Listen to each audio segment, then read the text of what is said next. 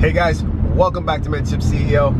In today's video, I'm going to be letting you guys know about this brilliant idea that I had a few days ago by going into the Rolex authorized dealer in Naples, Florida, specifically at the Waterside shops in Naples. So guys, hit that subscribe button and get ready for this story of how it went over at the Rolex AD. So let's go. You guys clicked on this video because you want to hear about a Rolex AD story again, where, you know, it's 2022. They had the whole shortage over the pandemic, and yeah, I'm just a new customer. All my Rolex watches I've purchased either from auction, private sellers, or yeah, I haven't purchased from like a secondary gray market dealer. So just from private and auctions. So I was in Naples and just having a relaxing day, chill day, beach, you know, wait till the end to see the sunset. So before going to see the sunset, I decided to go to the mall area. Coming to find out that it had a Rolex AD. So I decided, let me take myself into the AD and see if they'll make my day. So I walked in,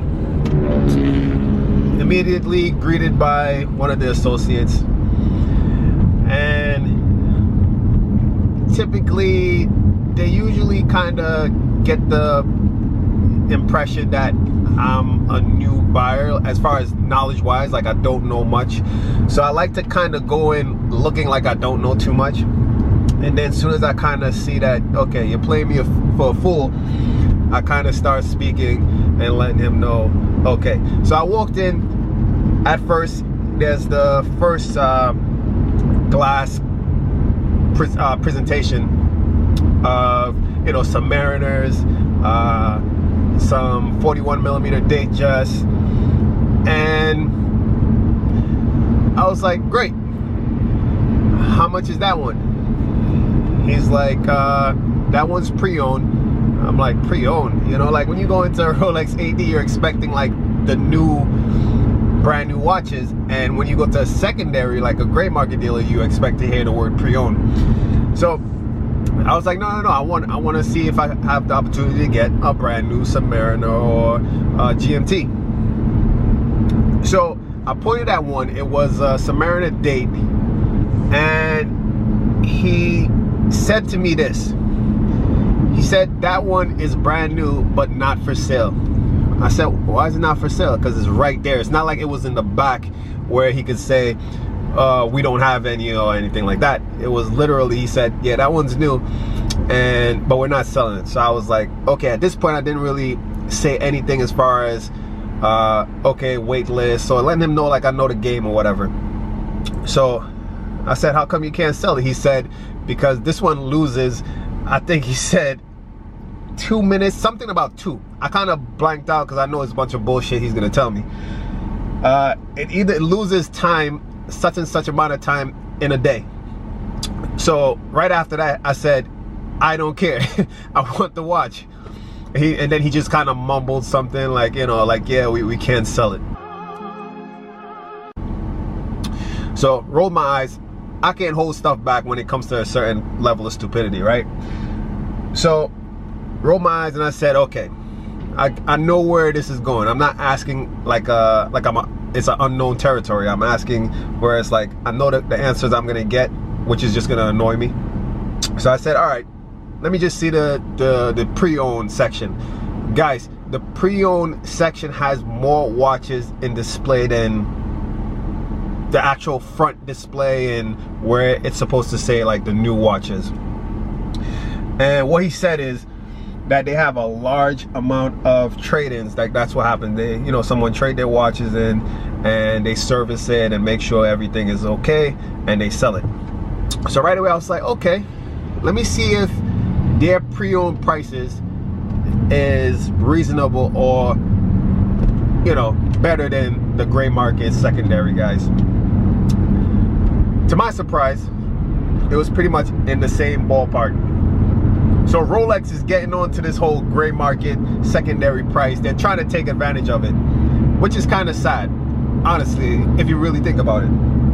So I specifically pointed out the Rolex Submariner, the 16610, the date Submariner.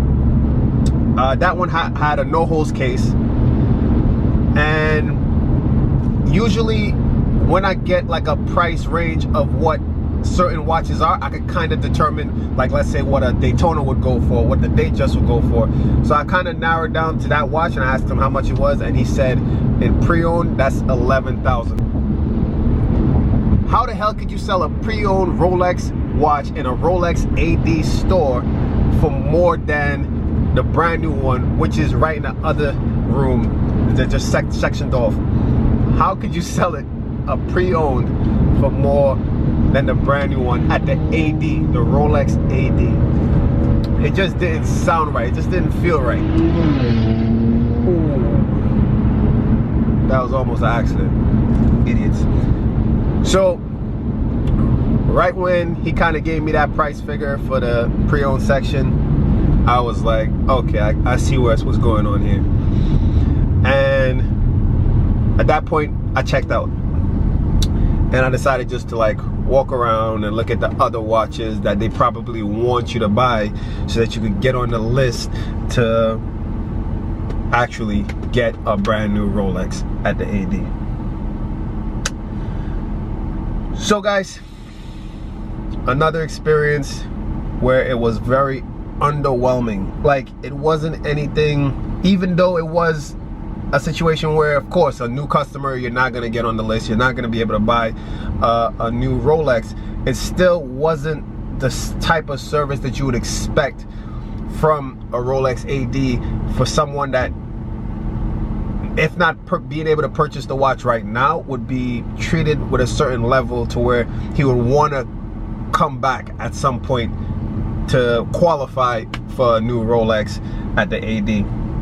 So guys, comment down below if you guys had some type of experience at the Rolex AD. It's getting ridiculous. It's like almost turning you off to Rolex and other watches. This is just not how it is only at Rolex. It's at other brands, and it's becoming kind of annoying. And if you guys saw some of my previous videos, you'll know that I'm not going into the secondary market from a gray market perspective. Anytime I purchase a watch, I'm always looking for that opportunity from a private seller or from an auction. And it's just becoming sad, and it's not something to where I'm getting caught up in the hype like some new, people who's getting into the Rolex and APs and all these hype watches. I'm getting more turned off to it because I saw how this type of pricing and the market evolved, and it's kind of disgusting. So that's the story, guys. I'm trying to work on my storytelling skills. I had one other Rolex AD story in one of my videos. You guys could go a little bit back and find it. If I got better in this one, give the video a thumbs up. Also hit the subscribe button. Guys, check out my Instagram, mentorship.ceo, where I post a little bit more content. I really should have put in my stories on my IG more of the experience when I went to the AD, but sometimes I just like to experience everything, in the moment, and not really record everything.